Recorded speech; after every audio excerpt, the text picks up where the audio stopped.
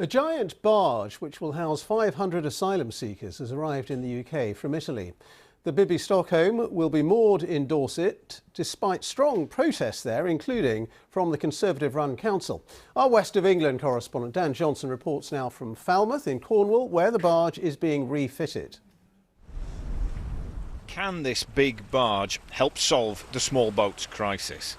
The Bibby Stockholm, now in UK waters and leading accommodation for asylum seekers into uncharted territory. Are you happy whilst you're up on the side there for me to come in? After refit work here, it will accommodate 500 single men in what the Home Office describes as basic and functional conditions. This barge carries a pretty heavy load even before anybody stepped on board, because as a practical contribution to solving the small boats problem or reducing the numbers of asylum seekers in hotels, it's really quite limited. But it's got a bigger, more symbolic role. This is the government saying it takes those issues seriously and saying to migrants, don't come here expecting luxury accommodation. It's controversial, to say the least. These people are coming into the country, got to go somewhere. So it seems like a fairly reasonable idea to me. They should be stopped before they get this far. But I don't know, what do you do? They're human beings. Would you be happy if that was staying in Falmouth? No, not really, no.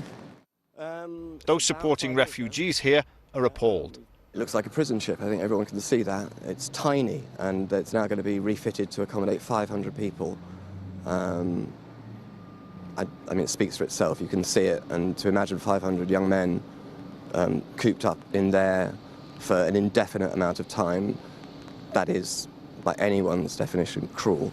The government's made a priority of stopping dangerous, sometimes deadly migrant journeys across the Channel, as well as reducing hotel bills running at £6 million a day. We're talking about people who have fled violence like we've been witnessing recently in Sudan. But there's plenty of opposition. What the Home Office should be focusing on is running an effective asylum process that doesn't leave people waiting for months and years for a decision. And if the Home Office just got on and made some of these decisions, we wouldn't have to rely on hotels and other accommodation. There's anger along the south coast in Portland too, where the barge will be moored for at least the next 18 months. Locals fear the added pressure on limited resources. This vessel could also face the choppy waters of a legal challenge, but the government says it's full steam ahead and other boats could follow.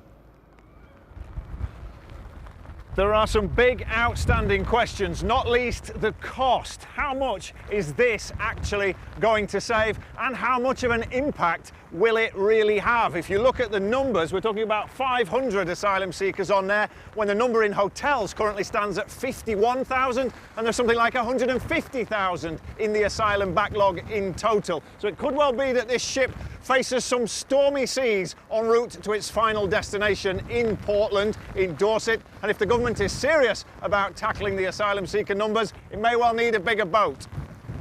Dan, thank you very much indeed.